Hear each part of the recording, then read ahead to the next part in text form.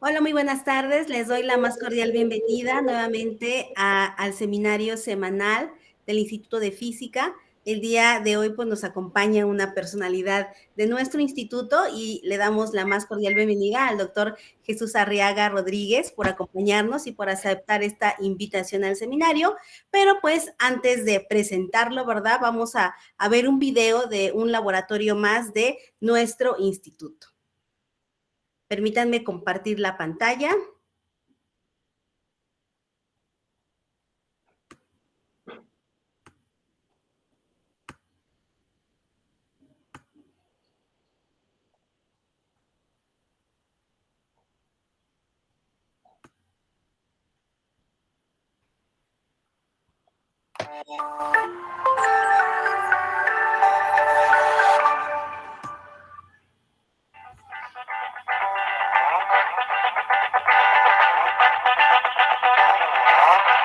Buenas tardes, mi nombre es el doctor Alfredo Díaz de Anda, soy responsable del laboratorio de acústica y en este laboratorio desarrollamos diferentes líneas de investigación que tratan sobre la propagación de ondas en diferentes medios. Algunos de estos son el diseño de lentes acústicas, pinzas acústicas, propagación de ondas electromagnéticas y también propagación de ondas de medios elásticos.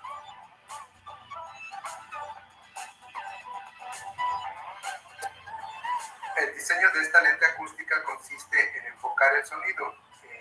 Para eso ocupamos esta cámara anecoica para poder medir la presión acústica en diferentes partes del espacio.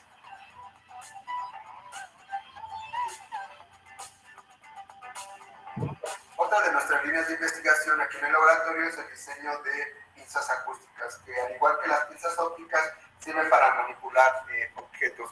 En este caso nosotros podemos manipular objetos en toda esta matriz, podemos mover una partícula dentro de la matriz que está aquí en la posición en la que nosotros creamos.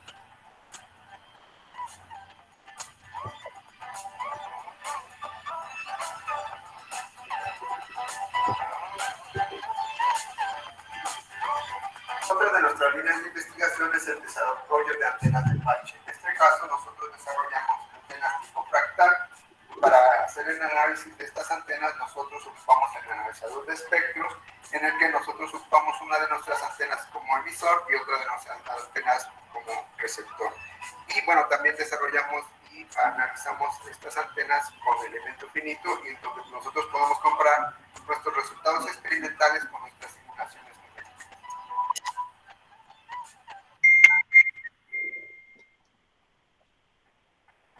Otra de nuestras líneas de investigación es el estudio de la propagación de ondas en medios elásticos. Nosotros estudiamos aquí sistemas con desorden tipo Anderson o sistemas con desorden tipo Wagner. Con este sistema nosotros podemos medir la respuesta a una frecuencia de resonancia o podemos medir las funciones de onda de nuestro sistema.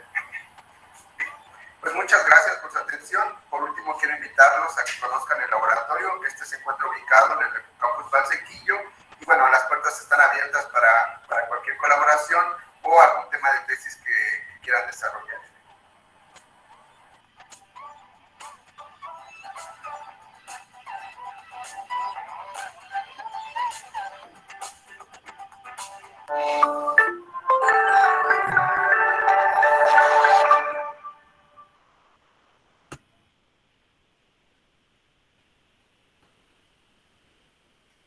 Pues espero que esta información sea de gran ayuda y bueno, pues si ustedes quieren contactar al doctor Alfredo Díaz de Anda, en la página del instituto pueden encontrar sus datos y pues si no, estos videos también serán transmitidos a través de la página del canal de YouTube del instituto y ahí lo podrán encontrar.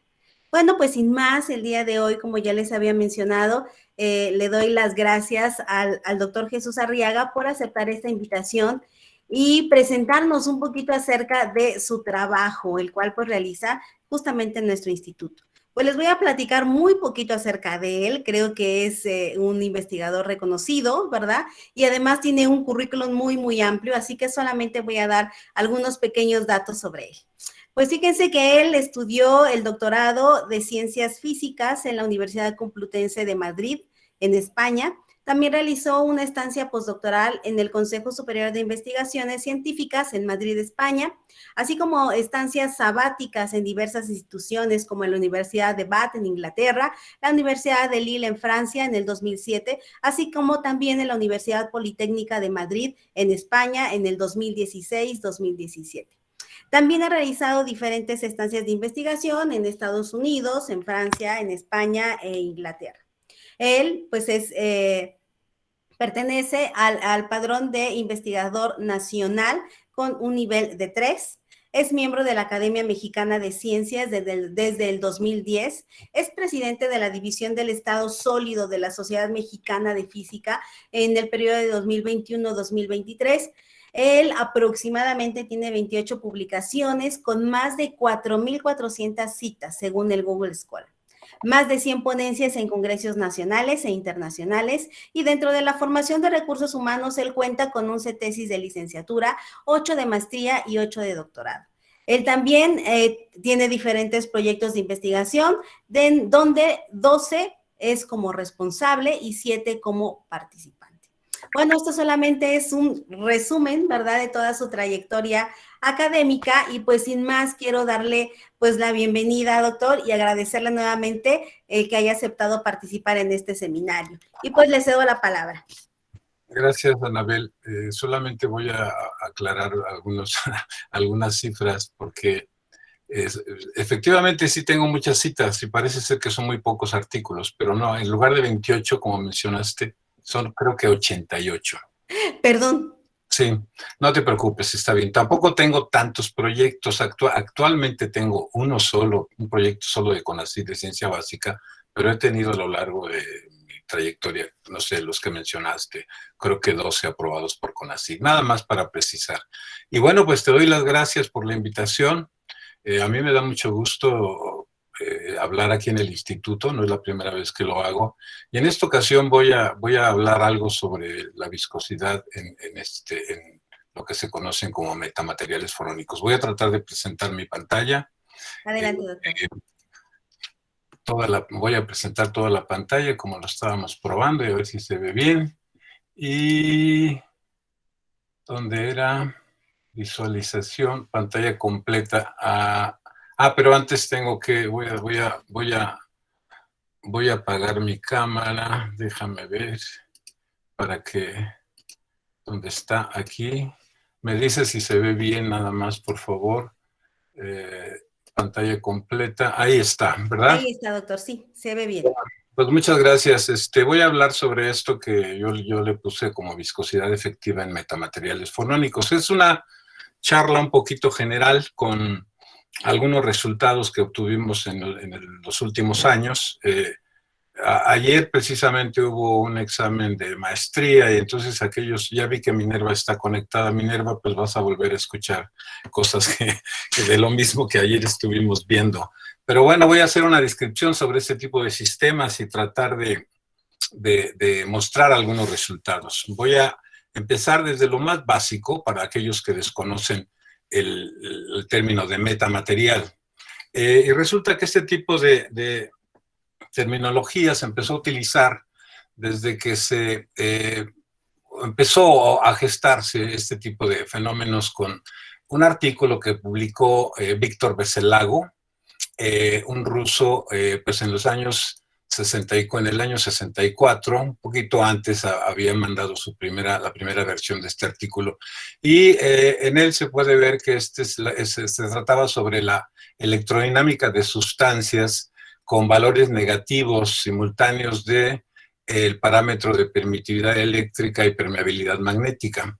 Y entonces aquí en la introducción se ve que, bueno, las constantes dieléctricas y la permeabilidad magnética son dos cantidades fundamentales que determinan la propagación de ondas en la materia. Y esto ocurre porque son los únicos parámetros que aparecen en la relación de dispersión, que es la relación que aparece en la ecuación 1. Entonces, en el caso, como menciona él, que en el caso de una sustancia isotrópica, esta ecuación toma esta forma como la ecuación 2, donde tenemos el vector de onda, tenemos la frecuencia, la velocidad, de la onda electromagnética multiplicado por esta cantidad n cuadrada que es el índice de refracción. Ay, perdón, ay, ¿qué hice? No sé qué hice, es que no sé cómo está esto. Ahí está, perdón. Sí, donde tenemos que el índice de refracción formalmente se define como el n cuadrada es el producto de estos dos parámetros, la permitividad eléctrica y la permeabilidad magnética. Entonces, aquí uno menciona algo muy interesante, que si uno no toma en cuenta las pérdidas, uno puede y considera que tanto n, epsilon y mu son números reales. Si uno cambia de signo simultáneamente a epsilon y a mu, no le pasa nada a la ecuación 3. O sea, si yo le pongo un signo menos a ambos, entonces esto queda igual. Sin embargo, como aparece en el segundo párrafo, resulta que el hecho de que estos dos parámetros tengan un signo negativo simultáneamente parece ser que contradice algunas leyes fundamentales de la naturaleza. Y la conclusión en ese momento decía, y como muchos de los libros de texto mencionaban, entonces decía que no podría existir una sustancia con epsilon y mu negativos al mismo tiempo. Él menciona que, bueno, pues a pesar de que no es posible encontrar ese tipo de materiales, sí es importante, o él menciona que desde el punto de vista de ciencia básica, vale la pena investigar las consecuencias de proponer un material como este. Entonces, este fue el artículo que publicó Víctor Veselago en finales de los años 60 del siglo pasado, y se quedó mucho tiempo por ahí hasta que pasaron, pues no sé, esto casi en el 2000, casi más de 30 años, que la idea de Veselago la retoma John Pendry en 1999, y todo venía con la pregunta de ¿qué pasaría cuando un material tuviera ambos parámetros negativos? Aquí aparece una fotografía de Víctor Veselago del lado izquierdo. Desafortunadamente, él falleció en septiembre del 2018. Todavía tuve la fortuna de encontrármelo en un congreso donde se le preguntaba a Víctor Veselago, porque ellos dos, tanto John Pendry como Víctor Veselago, por estas nuevas ideas, fueron postulados al Premio Nobel de Física, y se le preguntaban qué esperaba, si él creía que lo iba a obtener o no. Pero bueno, desafortunadamente él falleció hace 3 años aproximadamente. Los artículos donde, bueno, ¿cuál era el resultado cuál es el resultado de tener un material con estos dos parámetros simultáneamente negativos? Resulta que aquí, como aparece en esta ecuación, el índice de refracción de una sustancia formalmente en los libros de texto aparece como esta definición. No es matemáticamente correcto en el sentido de que no le ponen el signo más menos a la raíz cuadrada, sino basados en la idea de que no existe ninguna sustancia con un índice de refracción negativo, pues entonces simplemente se ponía como la raíz cuadrada positiva. Hasta que llegó John Pendry retomando las ideas de Veselago, y entonces propone un sistema artificial que pudiera tener estos dos parámetros simultáneamente negativos. Y la consecuencia era que en ese caso el índice de refracción es negativo. El índice de refracción de esa sustancia se hace negativo. Aquí aparecen 2 artículos donde pues se reportan estos resultados de ciertos sistemas que tienen simultáneamente la permeabilidad magnética y la permitividad eléctrica negativa. Obviamente esto generó una gran controversia en el mundo científico. La gente no podía aceptar que existiera un sistema con un índice de refracción negativo, y hubo, después de las primeras publicaciones de la propuesta de fabricar este sistema artificial con estas características, hubo algunos artículos que se rechazaban y decían que era incorrecta la deducción que se había hecho para el índice de refracción negativo. Obviamente hubo respuesta a ese tipo de artículos, y aquí pongo uno que a mí me llamó mucho la atención y me gusta el título. Era un comment en la revista Nature que John Pendry lo tituló positivamente negativo, como tratando de terminar con esa discusión que existía sobre si era correcto o no el poner un signo negativo a esta raíz. Fácilmente se puede ver aquí, y esto me gusta, la he mostrado más de una vez, me gusta como en la deducción de el hecho de que si tenemos dos parámetros dentro de la raíz, como en este caso que pudiera ser epsilon menos 1 y mu menos 1, pues da la impresión que si uno multiplica menos 1 por menos 1, pues me da 1 y la raíz sería 1. Sin embargo, formalmente, si uno escribe la permitividad eléctrica y la permitividad magnética como un número complejo, lo tendría que poner como e a la i pi. Mu sería e a la i pi también, de tal suerte que cuando yo saco la raíz cuadrada de estas dos cantidades, pues me queda e a la i pi y eso es simplemente menos 1. Entonces, esta es una forma muy sencilla de ver cómo efectivamente cuando ambos parámetros tienen valores negativos, uno debe incluir el signo negativo a la raíz cuadrada.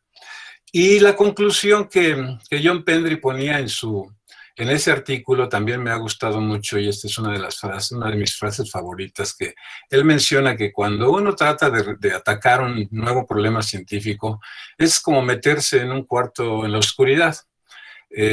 Cuando ustedes se meten en un cuarto en la oscuridad, pues lo primero que hacen, y no saben dónde está el interruptor, lo primero que hacen pues es empezar a chocar con los muebles, se pegan, y van aprendiendo en ese toqueteo de decir, aquí está esto, aquí está lo otro, y entonces va aprendiendo uno de cómo está en la oscuridad, uno se va dando cuenta de cómo están acomodadas las cosas hasta que ustedes encuentran el interruptor, lo encienden, y en ese momento pueden darse una idea, decir, sí, pues ya lo había visto, así estaba.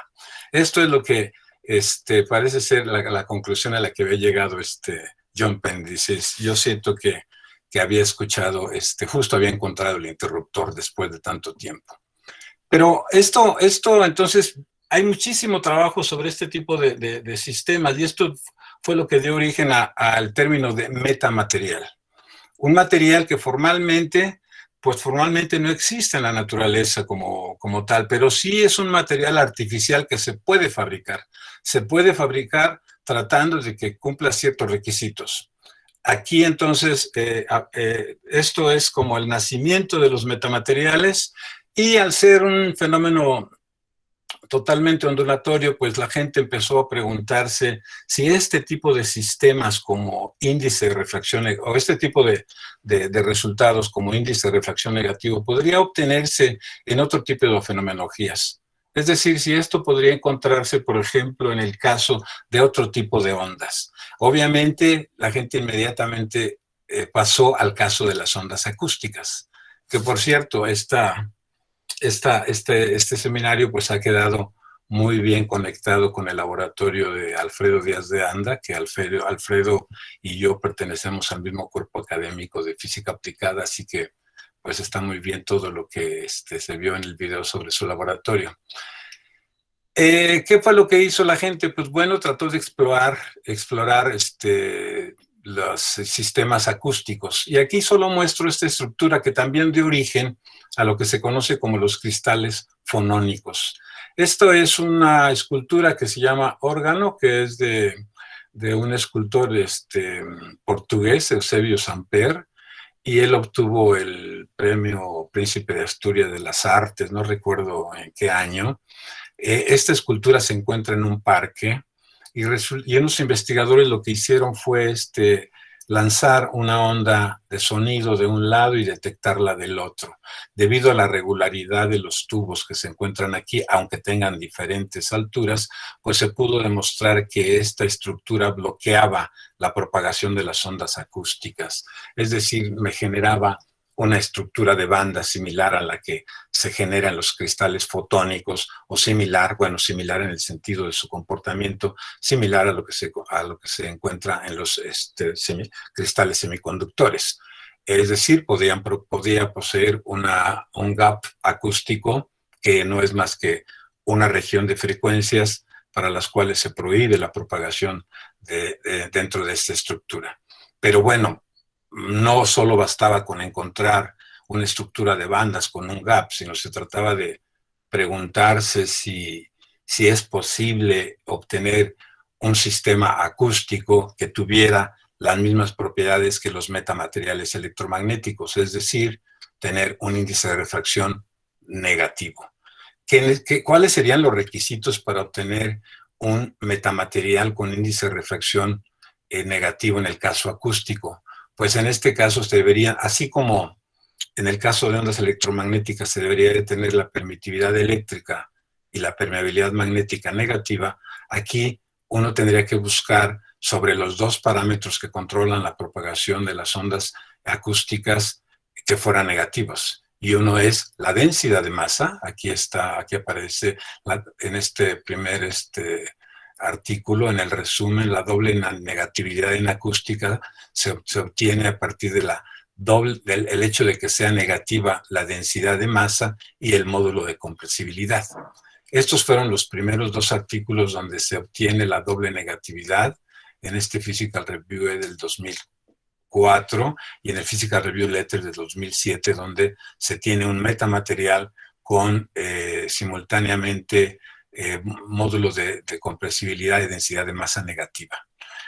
¿Qué significa esto realmente? ¿Qué significa? ¿Cómo se define o cómo podríamos definir el índice de refracción en este tipo de ondas? Pues se define formalmente como la raíz cuadrada de la densidad de masa entre el módulo de compresibilidad.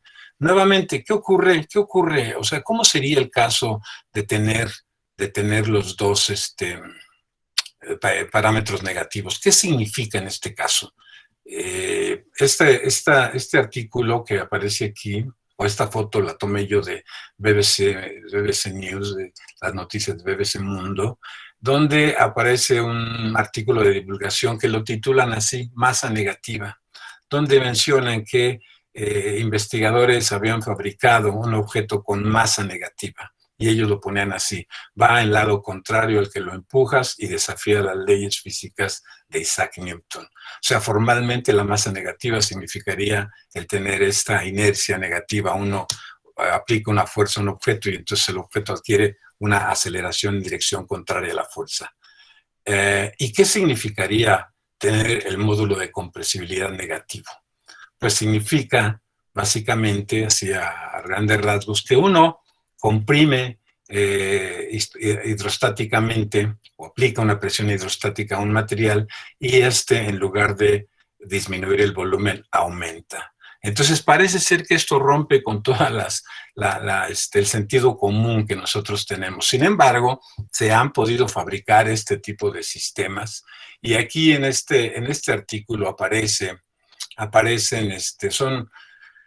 creo que son, yo no recuerdo, son como esferas de caucho puestas arregladas en una estructura FCC, y entonces hacen un desarrollo para calcular el módulo de compresibilidad efectivo del sistema, que aparece aquí en el lado izquierdo, y la densidad de masa efectiva del sistema. Y si uno pues hace aquí operaciones, hay que tener, básicamente solo estoy poniendo los resultados finales que aparecen en este artículo, y aquí algunas gráficas de el módulo de compresibilidad acústica y la densidad de masa. La densidad de masa aparece en el lado izquierdo y podemos ver que la parte real de la densidad de masa alrededor de donde se encuentra esta línea horizontal, pues pasa de tener un valor positivo a tener un valor negativo en este intervalo de frecuencias. Y lo mismo ocurre para el módulo de compresibilidad. En este intervalo de frecuencias,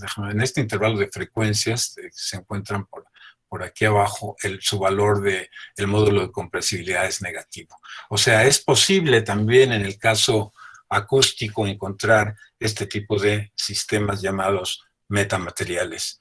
Pero, ¿y cuál sería la utilización de este tipo de sistemas?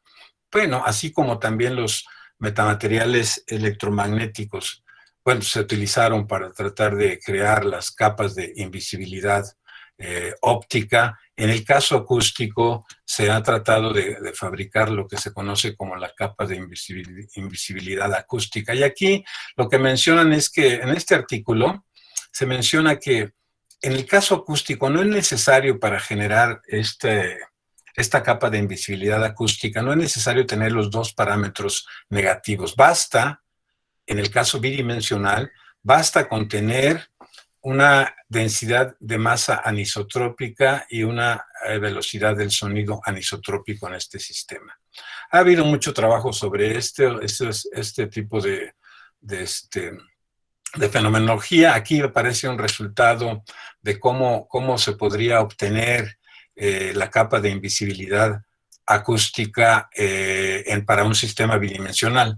Lo que se tiene en el lado izquierdo son los frentes de onda de una onda plana que se propagan en un medio. Uno puede ver que son totalmente regulares. Y si pone un obstáculo, que es lo que aparece en la figura del centro, si uno pone un obstáculo, pues aparece una distorsión de esos frentes de onda y obviamente pues esto no se recupera la forma del frente de onda incidente. Sin embargo, si uno pone, y esto aparece en este esquema del lado derecho, si uno rodeara este material que se encuentra en la parte aquí como esta esfera o este cilindro, si uno lo rodea con un metamaterial que tuviera una densidad de masa que varíe de acuerdo a las fórmulas que aparecen aquí abajo, la densidad de masa en R y la densidad de masa en phi sean como esto, entonces se forma una capa de invisibilidad acústica y es posible recuperar los frentes de onda. Es decir,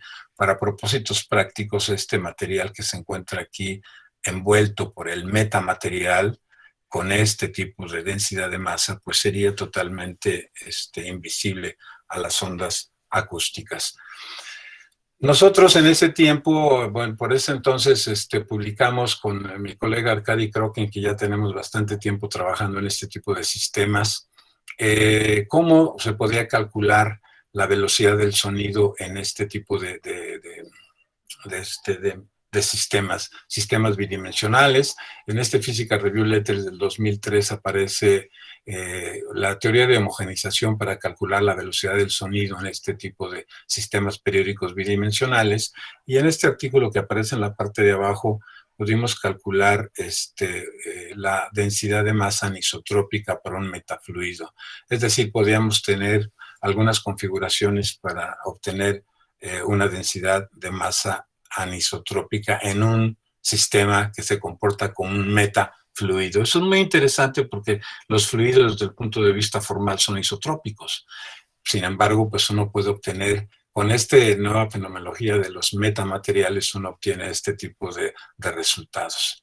Pero de lo que quiero ver aquí es un poco en todos estos problemas, muy poca atención se le prestó a qué pasaba con la absorción, qué ocurre cuando uno propaga una onda de sonido, cómo se atenúa la onda de sonido en un cierto sistema, en un cierto medio. Pues resulta que la presión de una onda de sonido decae con la distancia de acuerdo a esta fórmula. Es simplemente la menos gamma 0 por X, donde este gamma se conoce como el coeficiente de decaimiento y el cual depende de ciertos parámetros. Sobre todo esto sería, por ejemplo, bueno, depende de los parámetros de viscosidad del medio. Depende de la frecuencia, de la densidad y la velocidad del sonido en el medio. Entonces, el coeficiente de decaimiento básicamente viene como esto, se escala como omega cuadrada, y si uno hace un cálculo así muy sencillo, por ejemplo, en el agua, a una frecuencia de 50 kHz, resulta que la constante de decaimiento, el inverso de la constante de decaimiento son alrededor de 15 kilómetros. Es decir, si uno tuviera un sistema, si uno tuviera agua pura y propaga una onda de sonido, el agua tiene cierta viscosidad, pues resulta que hasta después de 15 kilómetros la atenuación de la onda va a su valor 1 sobre E. Eso formalmente lo que quiere decir es que uno puede despreciar la atenuación del sonido debido a la viscosidad en el agua. Sin embargo, o también uno lo que podría decir, bueno, pero ¿y qué es lo que ocurre, por ejemplo, incluso en el aire, que tiene una viscosidad todavía menor? ¿Por qué es que nosotros, si propagamos una onda de sonido, esta no se propaga por kilómetros? Pues resulta que lo único que atenúa las ondas, lo único que hace que se atenúa, son los diferentes obstáculos que esta onda se encuentra al propagarse. si nosotros estuviéramos en una superficie totalmente plana, sin ningún objeto, y pudiéramos hablar a un volumen normal, a kilómetros de distancia, se nos podría escuchar sin ningún problema. ¿Por qué no ocurre eso? Pues porque lo que pasa es que la onda de sonido se encuentra con ciertos obstáculos y ese obstáculo hace que aparezcan ciertos fenómenos.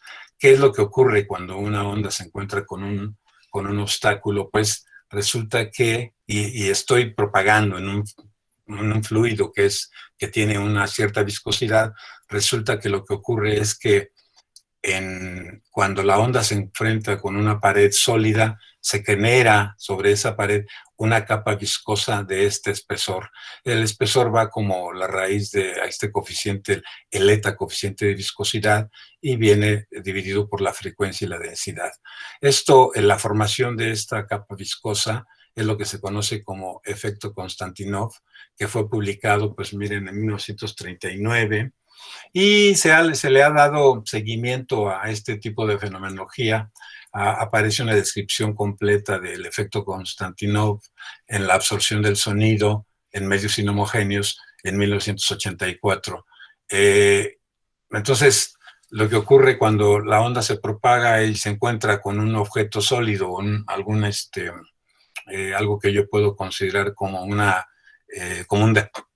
defecto, pues se genera una capa viscosa que hace entonces que en esa capa viscosa se aumente mucho el decaimiento del sonido.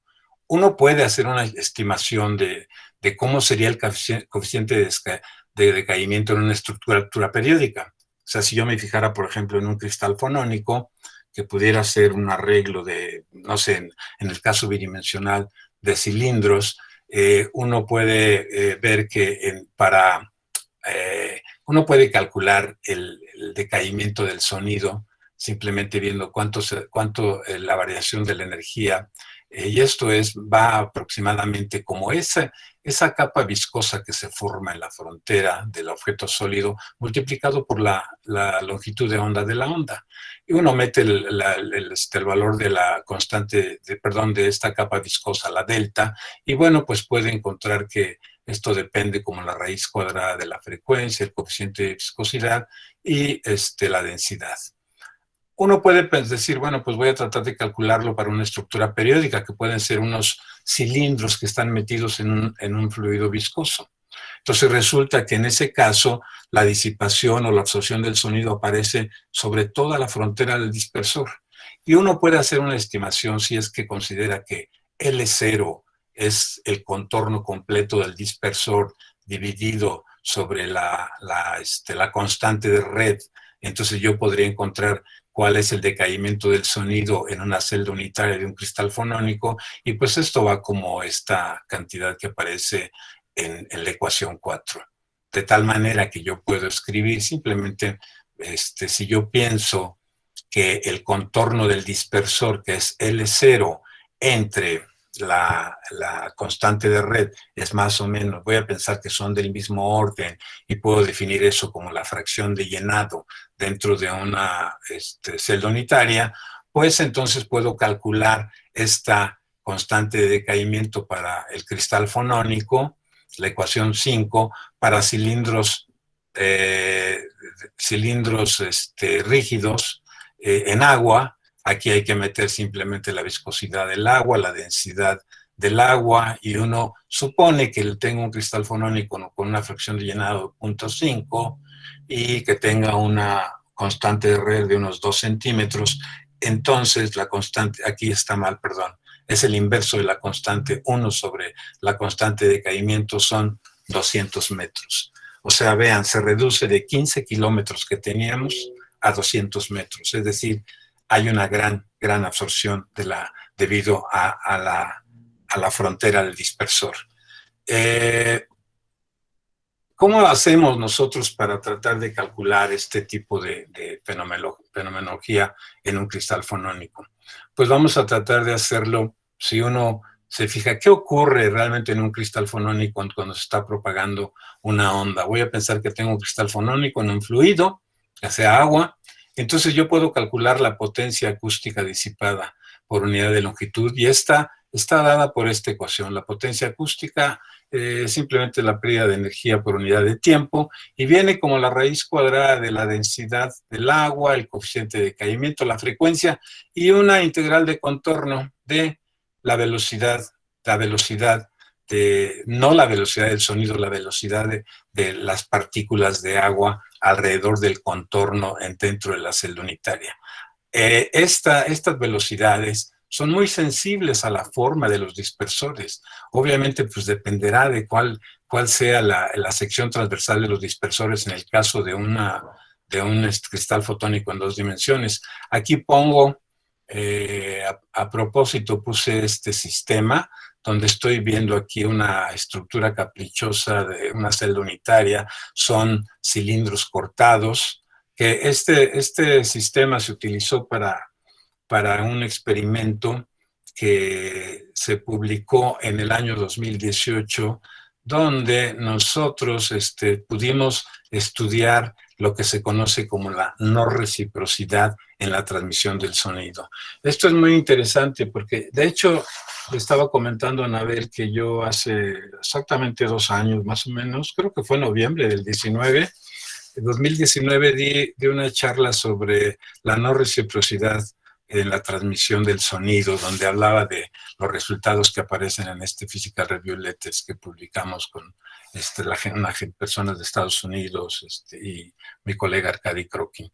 Pero bueno, entonces hay que calcular la potencia disipada por unidad de longitud.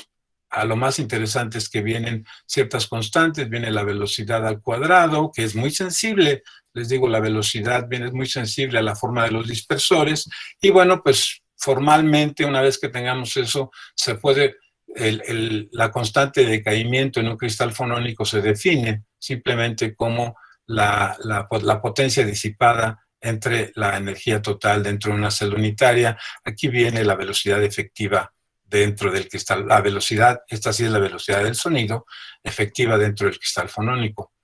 La energía acústica total dentro de la celda unitaria, pues no es más que un medio de la integral sobre la celda unitaria de la densidad de masa por la velocidad al cuadrado. Se trata, por lo tanto, de calcular las velocidades, la distribución de velocidades, y para eso lo hacemos en el límite de grandes longitudes de onda. Vienen algunas aproximaciones que se hacen, la descripción te aparece de manera completa, ahora les mencionaré dónde, pero aquí solo quiero mencionar los detalles más importantes. Si uno tiene la presión dentro del sistema como una onda plana multiplicada por una función periódica, pues lo puedo escribir de esta manera. La velocidad, esta solamente estoy poniendo la parte espacial, la parte temporal la he quitado. Bueno, no es, ya aparece la parte temporal debido a la frecuencia que aparece aquí. Y entonces, finalmente puedo encontrar que después de un proceso de homogenización largo, se obtiene que las componentes de la velocidad se escriben como toda esta ecuación un poco fea, la ecuación número 10, donde aparece aquí este ρ inverso de IJ, que no es más que los elementos de matriz de la masa efectiva, que viene como la ecuación 11. Este resultado aparece publicado en el Physical Review Letters de 2003, donde pudimos encontrar la velocidad efectiva del sonido y aparece la densidad de masa como esta. Vienen coeficientes de Fourier debido a que se toma en cuenta ahora toda la dispersión debido a al cristal fonónico. Vienen algunas definiciones, aparece aquí el inverso de una matriz. Los nu no son más que los coeficientes de Fourier del inverso de la densidad, bueno, etcétera. Si uno ya tiene las velocidades, perdón, como en la ecuación 10, pues puedo calcular el coeficiente de decaimiento en el cristal fonónico y finalmente se llega a esta ecuación. Si uno sustituye el cuadrado de la velocidad, entonces se obtiene que el coeficiente de decaimiento, primero, es una cantidad que depende de la dirección de propagación. L0 es la longitud del contorno del dispersor en la celda unitaria. la velocidad efectiva y la velocidad efectiva del sonido, que también depende de la dirección de propagación. Aquí viene la celda unitaria y aparecen estos coeficientes M y N, pues que están son un poco feos, ¿no?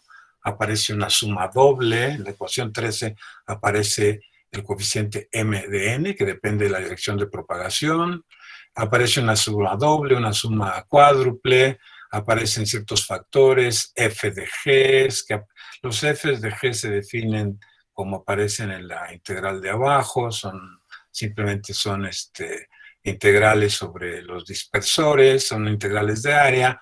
Los L de G, por ahí aparecen también unos Ls de G, que son integrales sobre el contorno de los dispersores, y una expresión similar para el coeficiente N. Entonces, bueno, pues aunque parezca todo muy feo, al final de cuentas es una expresión cerrada, está ahí y se puede calcular. Todos estos detalles aparecen en este artículo que publicamos el año pasado, que fue el tema de tesis doctoral de Martín Ibarías, que se graduó el año pasado, y pues aquí aparecen los detalles de cómo un cristal fonónico se puede comportar como un metamaterial viscoso. Ahí aparecen todos los detalles de cómo se definen estas cantidades, de cómo se consigue los resultados, bueno, las ecuaciones finales, y solo quiero mostrar un par de resultados. Estos resultados aparecen en este artículo, y aquí lo que tenemos es una red cuadrada que aparece aquí en este esquema, aquí en la parte de abajo. Es una red cuadrada que tiene como dispersores átomos cuadrados. Estamos considerando átomos de aluminio y se encuentran en una matriz de agua. Entonces, cuando uno calcula el coeficiente de decaimiento normalizado, el coeficiente de decaimiento del agua, pues podemos, aquí está un poco mal, en realidad empieza en 1, porque vean, lo más importante es, aquí yo tengo cómo cambia el coeficiente de decaimiento como función de la fracción de llenado. Y podemos observar pues que va aumentando a medida que yo aumento la fracción de llenado de los dispersores. Aparecen diferentes resultados. Por ejemplo, tenemos en las líneas, las negras y los puntos verdes, aparecen resultados de COMSOL. Y la fórmula analítica que encontramos nosotros aparecen en la curva roja. Y pues podemos ver que se aproximan bastante bien a los resultados obtenidos por COMSOL. En la figura que se encuentra en la parte izquierda, la parte superior izquierda, lo que tenemos es la velocidad efectiva del sonido en este sistema. Y entonces podemos ver que la roja, la negra y los puntos verdes pues prácticamente empatan. La línea azul corresponde a un material diferente que viene incluido en el artículo solo por comparación, y entonces podemos ver cómo los resultados para la velocidad del sonido pues cuadran muy bien. También podemos, en la figura del lado derecho, podemos observar la dependencia de la raíz con la raíz cuadrada de la frecuencia. Uno puede ver, aquí aunque esta es la fracción de llenado, se puede ver que, bueno, escala como la raíz cuadrada, y eso está en acuerdo con algunos resultados, de los pocos resultados que se han publicado alrededor de estos sistemas. En este caso, pues lo que tenemos es un sistema que tiene una constante de decaimiento que es totalmente isotrópica, es decir, no depende de la dirección de propagación. Uno puede hacer cálculos para cualquier otra dirección de propagación y nos da exactamente lo mismo. Sin embargo, si uno considera un sistema como el que está aquí en este diagrama, que sería nuevamente una red cuadrada, y ahora considero unos dispersores rectangulares, pues entonces podemos observar que ya el sistema es anisotrópico. Es decir, que la constante de decaimiento entonces depende de la dirección de propagación, depende cuál sea la dirección de propagación que yo escoja. El teta que aparece aquí teta 0, 45 y 90 corresponden al ángulo que se marca con el eje X en este esquemita. Simplemente sería la dirección a lo largo del lado más grande de este dispersor rectangular. Y estamos comparando con los resultados con COMSOL. Aquí los resultados de COMSOL los obtuvo un colega nuestro que está en Estados Unidos. Primero, porque nosotros no podemos hacer este tipo de... En la universidad no tenemos COMSOL.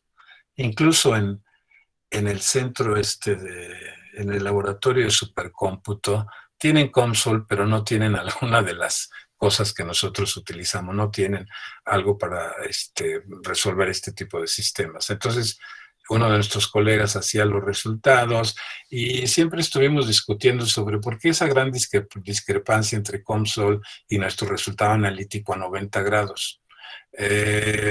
Yo siempre estuve insistiendo, tuvimos que publicarlo así, pero ya después con el tiempo hacer un cálculo de COMSOL para este sistema no es algo que tarden 3 o 4 horas. El resultado analítico que nosotros tenemos, este resultado lo podemos obtener en 5 minutos o menos, dependiendo en una estación de trabajo que yo tengo en mi oficina, que la pobre ya tiene como 8 años, o algo así, pues me tarda unos 5 minutos. Pero COMSOL tarda mucho más, hay que tener mucho cuidado. Y siempre yo estuve argumentando que a 90 grados, pues, ¿por qué había una discrepancia tan grande?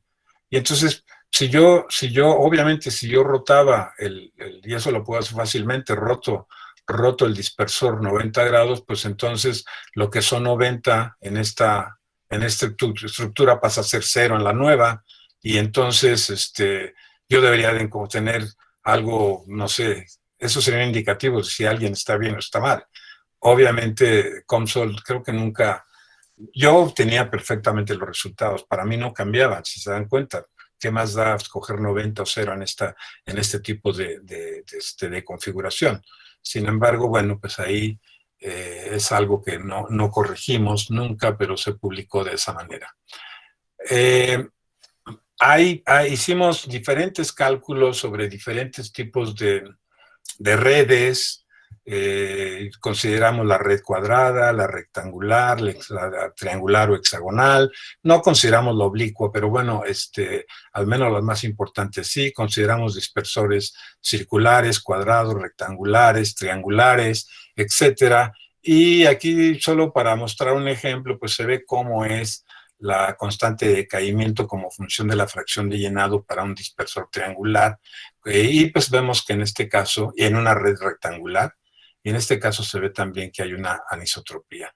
Todo el análisis de cuál es la estructura que presenta mayor anisotropía, menor, cuál es el valor máximo de la constante de decaimiento, aparecen en este artículo que fue la tesis, precisamente la tesis que ayer se presentó, que la presentó José Oporto, donde trata de sintonizar la constante de decaimiento en un metamaterial viscoso.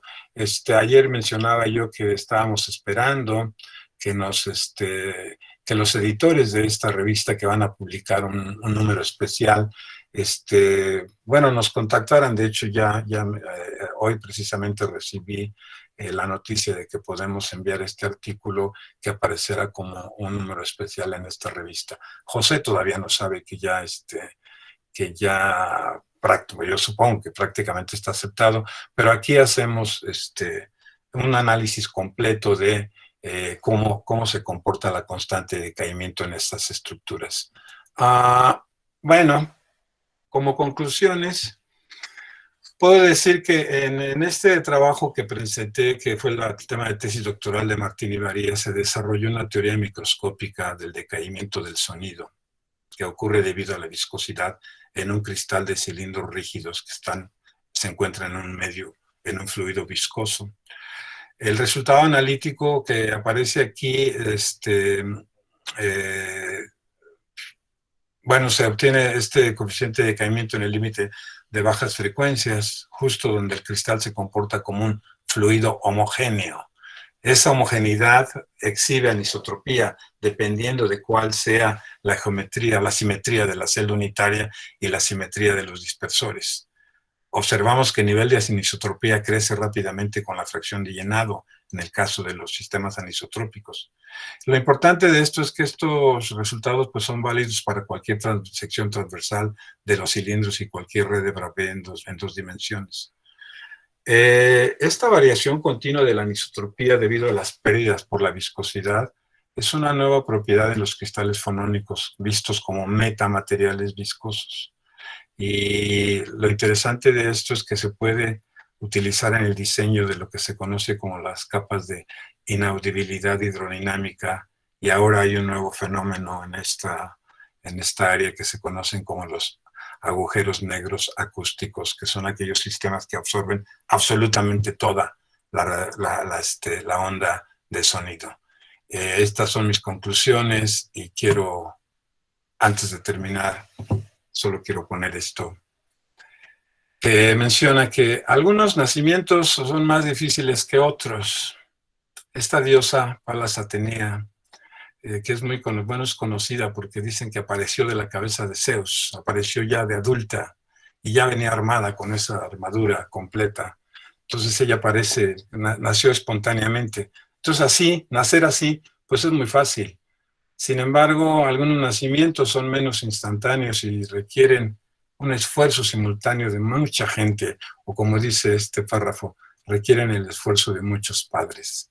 Los metamateriales pertenecen a esta categoría. Tuvieron un periodo donde se estuvo trabajando muchísimo, un gran periodo de gestación, y como menciona la última parte de este párrafo, en lugar de mencionar todas las contribuciones de toda la gente, uno debería decir, bueno, miren, mejor veamos a la física, que ha sido considerada como una de las ciencias más importantes, ¿no? Podemos decir que incluso, como dice el párrafo final, lo que decía Rutherford, diciendo que la física es la única ciencia que existe. Lo demás es coleccionar estampillas. Y ahora sí, pues muchas gracias.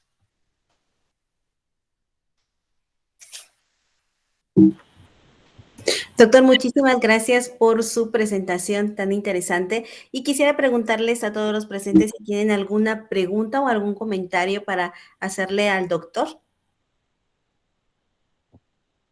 No sé cómo quitar ahora esto. Dejar de presentar. Así es, doctor, en ese apartado, dejar de presentar. ¿Pero dónde se da? ¿Alguien tiene alguna pregunta?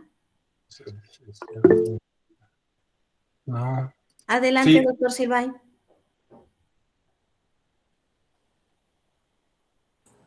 Perdona, es que no puedo, no sé cómo sacarlo, pero te escucho, Silvain. Sí se puede leer en todo caso, sí. Ok. Ya, voy a dejar de presentar. Sí. Sí, te escucho. No sé cómo está. Ya está, doctor. Sí, tengo dos preguntas. La primera es que no entiendo muy bien qué es la fracción de llenado. Me imagino que tiene que ver, que es directamente proporcional a la densidad del metamaterial, es decir, a la densidad de disposición o de arreglo de los dispersores. Bueno, fracción de llenado nada más la utilizamos en una celda unitaria cuadrada, por ejemplo, en dos dimensiones. Tú te fijas en la sección transversal, pones un cilindro. Si el radio del cilindro es 0, la fracción de llenado es 0. Y depende, es el área ocupada por uno de los medios respecto al otro. Eso es todo. ¿Cuánto ocupa? Okay. Eso es lo que se conoce como fracción de llenado. ¿Sí? O sea, por ejemplo, puedes tener una red cuadrada con átomos cuadrados. En ese caso, la fracción de llenado puede llegar al 100%. O sea, todos los cilindros ocupan todo el espacio. O puede ser 0 si uno de sus lados es 0. Es simplemente eso. ¿Cuánto material hay en la celda unitaria de uno respecto al otro? Si la fracción de llenado realmente llega a 1, me imagino que la distancia de decaimiento se aproxima a cero, pero en cualquier material. Bueno, es que no, porque imagínate que voy a pensar que solo tengas agua. O sea que la fracción de llenado de los cilindros es cero. Entonces tienes agua. La constante de decaimiento, entonces es la constante de decaimiento normal del agua, que son como 15 kilómetros. Muy grande. Sí, eso, sí. Ok. Y a medida que tú pones un dispersor, entonces los dispersores, ahí aparecen fenómenos que hacen que la absorción aumente muchísimo, debido a una capa viscosa que se forma ahí alrededor del dispersor. La otra pregunta, me doy cuenta que todas estas ecuaciones se usa una sola frecuencia de una onda que interactúa con el metamaterial. Bueno, ¿Es muy difícil usar un espectro de frecuencias? ¿O? no, nada más que en este caso tendrías que ir cambiando la frecuencia. Ok, No es, o sea, depende de la frecuencia, no hay ningún problema, ¿sí? ok. Y la otra cosa, no estoy pensando en aplicaciones reales, pero no logro visualizar qué pasa cuando la frecuencia se vuelve muy grande. O sea, no me refiero a ondas fonónicas del orden de 50 kilohercios, pero en el rango de gigahercios o terahercios, ¿cómo se va a Eh, comportar el metamaterial? Sí, es que en este caso ya no podría pensar que es como un material homogéneo. Esas frecuencias ya no las puedo considerar de esa forma, ¿no? Hay un cierto límite de frecuencias para los cuales tú puedes considerarlo que el sistema está homogeneizado, ¿sí? Entonces, a ciertas frecuencias ya no podrías utilizar estas aproximaciones o esta fenomenología, ¿no? Ok. Ujú. Sí, gracias. De nada. ¿Alguien tiene alguna otra pregunta?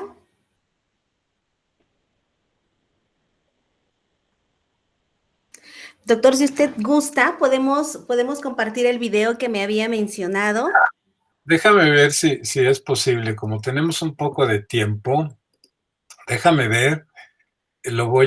Tendría que presentar, decirles que voy a presentar. A ver si, esto es porque les decía a Anabel, estaba comentando, presentar, déjame ver, presentar una ventana, que yo nací en un pueblo de la Sierra Michoacana.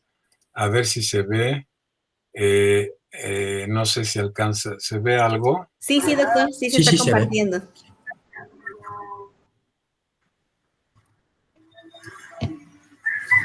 Ese es el Macondo en el cual yo nací.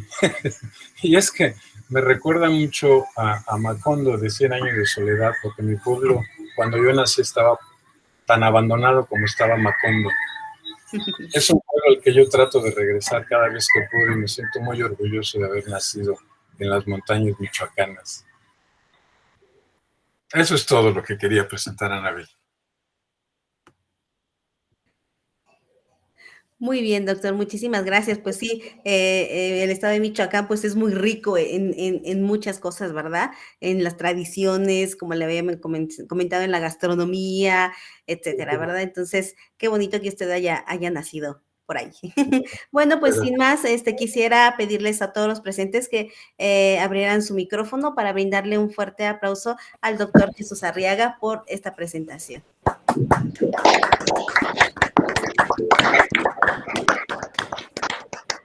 Muchas gracias. Gracias. Doctor, muchísimas gracias. Muchísimas gracias por acompañarnos y por aceptar esta invitación. Sin más, pues No, nuevamente a todos los presentes, pues quisiera recordarles nuevamente el seminario de estudiantes que se lleva a cabo los martes para que ustedes puedan asistir, también con temas muy interesantes, ¿verdad? Que son para todos ustedes estudiantes y también investigadores, así como también nuevamente invitarlos a los conversatorios que se llevan en inglés los días lunes por la noche. Muchísimas gracias a todos por su presencia, por su compañía y pues nos estaremos viendo el próximo viernes. Doctor, muchísimas gracias. no, gracias a ustedes. Hasta luego. Hasta luego. Adiós.